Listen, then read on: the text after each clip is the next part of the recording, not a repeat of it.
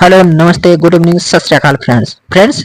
चलिए आज का सेशन स्टार्ट करते हैं। आज के सेशन में सी टेट के हिंदी के प्रीवियस ईयर के क्वेश्चन चलिए देखते हैं। इसके पहले एक वीडियो अपलोड हो चुकी है, लिंक डिस्क्रिप्शन बॉक्स में मिल जाएगा, आप जाकर उसको जरूर देखिएगा। फ्रेंड्स, इसका अनुसार मैं अपने टेलीग्राम चैनल पे प्रोवाइड करवा दूंगा, तो टेलीग्राम को जरूर ज्वाइन कर लें। लिंक वीडियो के डिस्क्रिप्शन बॉक्स में दिया गया है। और चैनल पे पहली बार आए हैं, चैनल को जरूर सब्सक्राइब कर लें और वीडियो को शेयर जरूर कर दिया करें। चलिए क्वेश्चन देखते हैं। निम्नलिखित गद्यांशों को पढ़कर पूछे गए प्रश्नों के सही उपयुक्त उत्तर वाले विकल्प को चुनिए। चलिए गद्यांश देख लेते हैं। बात 20वीं सदी की शुरुआत की है। दक्षिण भारत के एक विद्यालय में गणित की कक्षा चल रही थी। अध्यापक विद्यार्थियों को भाग देने की विधि समझा रहे थे। अध्यापक ने बताया, अगर 4 आमों को 4 बालकों में बांटा जाए तो प्रत्येक को एक आम मिलेगा। इस तरह से अगर 10 आमों को 10 व्यक्तियों में विभाजित किया जाए तो प्रत्येक को एक आम मिलेगा। आगे वह बोले, अगर किसी संख्या का उसी संख्या से भाग किया जाए तो भागफल हमेशा एक ही होता है। कक्षा के एक मेधावी छात्र को इस सूत्र की गलती समझ में आ गई। उसने पूछा, महोदय, अगर 0 आमों को 0 व्यक्तियों में बांटा जाए तो क्या प्रत्येक को एक आम मिलेगा? इस असाधारण प्रश्न को सुनते ही अध्यापक कुछ विचलित से हुए। वह डांट कर बोले, 0 का कोई मान नहीं होता। पर विद्यार्थी ने आत्मविश्वास के साथ कहा, महोदय, 0 का मान होता है। अगर 2 के दाईं ओर हम एक 0 रख दें तो 20 हो जाता है। इसी में एक 0 और बढ़ा दें तो 200 हो जाता है। यह विद्यार्थी आधुनिक युग में भारत का सर्वश्रेष्ठ गणितज्ञ कहलाया। चलिए क्वेश्चन देख लेते हैं। अध्यापक विद्यार्थियों को कौन सी प्रक्रिया समझा रहे थे? तो भाग करने की प्रक्रिया। इस गद्यांश में भारत के किस क्षेत्र के विद्यालय का प्रसंग है? तो दक्षिण भारत की। गद्यांश के आधार पर रिक्त स्थान की पूर्ति कीजिए। अगर 10 आमों को 10 व्यक्तियों में विभाजित किया जाए तो प्रत्येक को एक आम मिलेगा, तो रिक्त स्थान में विभाजित होगा, तो विभाजित। छात्र का प्रश्न सुनकर अध्यापक की क्या प्रतिक्रिया थी? तो अध्यापक कुछ विचलित से हुए थे। अध्यापक ने विद्यार्थी को क्या उत्तर दिया? 0 का कोई मान नहीं होता है। छात्र को अध्यापक से प्रश्न पूछने की आवश्यकता हुई क्योंकि छात्र को अध्यापक के बताए सूत्र में गलती नजर आई थी। निम्नलिखित में से कौन सा शब्द भिन्न है? तो भिन्न शब्द है विद्यार्थी। विद्यालय का संधि विच्छेद है, यह विद्याधन आलय। आत्मविश्वास का समास विग्रह है, यह आत्मा पर विश्वास। क्वेश्चन नंबर 100 से 105 निर्देश। निम्नलिखित गद्यांश को पढ़कर पूछे गए प्रश्नों के सही सबसे उपयुक्त उत्तर वाले विकल्प को चुनिए।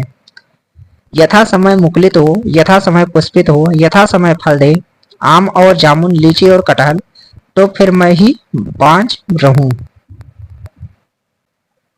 मैं ही ना दे पाऊं परिणत प्रज्ञा का अपना फल, यह कैसे होगा, यह क्यों कर होगा।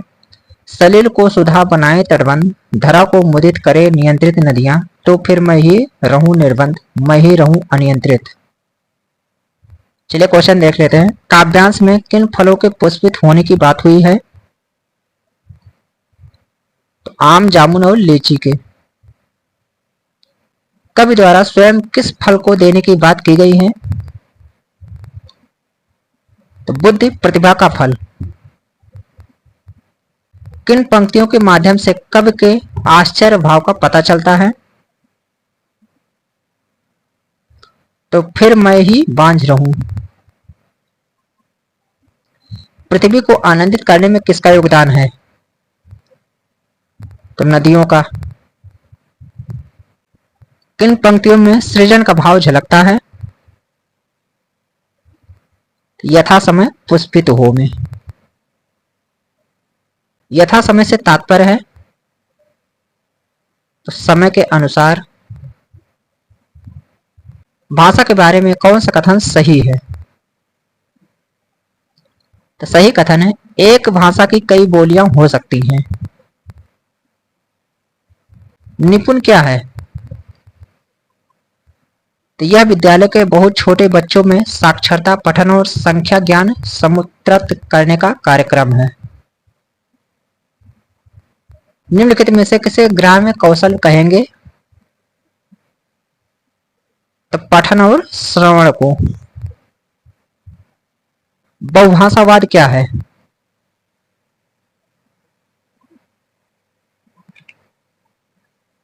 तो विद्यालय में शिक्षार्थियों की भाषाओं का शिक्षण अधिगम है। कक्षा 2 के एक अध्यापक ने अपने विद्यार्थियों से कहा कि वह शब्द संपदा सीखने के लिए अपने घर से पशु व वाहन वाले अपने खिलौने लेकर आए। भाषा शिक्षण शास्त्र के दृष्टि से ये खिलौने क्या हैं? तो वास्तविक सामग्री हैं। कक्षा 3 की एक बालिका शब्दों के प्रत्येक अक्षर की ध्वनि पढ़ लेती है। वह क्या करने का प्रयास कर रही है? तो संकेत खोलना, डिकोडिंग करने का। पहली कक्षा की अध्यापिका ने कक्षा की दीवारों पर इस तरह से जगह छोड़ी हुई है कि बच्चे कीरम कांटे बना सकें, चित्रकारी कर सकें। बच्चों की इन गतिविधियों को क्या कहेंगे? तो कहेंगे आरंभिक साक्षरता। अधिगम के शुरुआती वर्षों में कौन सा उद्देश्य तुकबंदियों और शिशु गीतों का नहीं है? व्याकरणिक क्षमता का विकास। डिसलेक्सिया से क्या आशय है? बच्चों में पठन विकार। अश्विनी कक्षा 5 में पढ़ता है। कक्षा 3 तक आते आते उसे अपनी मातृभाषा में पठन कौशलों का विकास हो चुका था। अब वह अंग्रेजी भी अच्छी तरह से पढ़ने लगा है। अंग्रेजी पठन की उसकी योग्यता में क्या प्रतिबिंबित हो रहा है? तो हो रहा है कौशल अंतरण।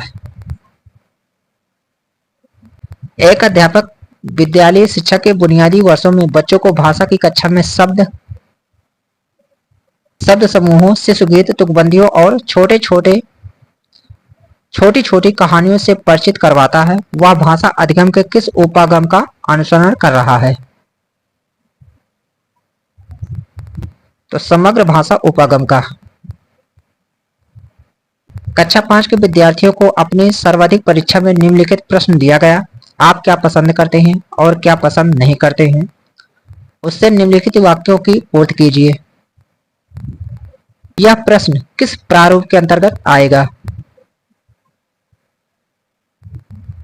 तो खुले अंत वाले प्रश्न के अंतर्गत। कक्षा 4 की अध्यापिका अपने शिक्षार्थियों को एक पाठ्य सामग्री देती है और वह प्रकृति पर अपना ही एक अनुच्छेद लिखती है। यह पाठ्य सामग्री किसके अंतर्गत आएगी? तो आएगी सृजित की गई सामग्री के अंतर्गत। कक्षा 5 के विद्यार्थियों को 5 के समूह में बांटा गया और अपनी रुचि का विषय चुनने के लिए कहा गया। बच्चों ने समूह में थीम पर आंकड़ों का संग्रहण किया और रिपोर्ट लिखी। भाषा अधिगम की इस गतिविधि को क्या कहेंगे? तो क्या कहेंगे? परियोजना कार्य। विद्यालयी बच्चों में भारतीय भाषाओं को समुद्रत करने वाले भारत सरकार के कार्यक्रम का नाम बताइए। इसका नाम है भाषा संगम। फ्रेंड्स, इसका अनुसार मैं अपने टेलीग्राम चैनल पर प्रोवाइड करवा दूंगा। टेलीग्राम का लिंक वीडियो के डिस्क्रिप्शन बॉक्स में दिया गया है, तो टेलीग्राम को जरूर ज्वाइन कर लीजिए और चैनल पर पहली बार आए हैं चैनल को जरूर सब्सक्राइब कर लें और वीडियो को शेयर जरूर कर दिया करें। चलिए मिलते हैं किसी नेक्स्ट वीडियो में, तब तक के लिए थैंक यू फॉर वॉचिंग।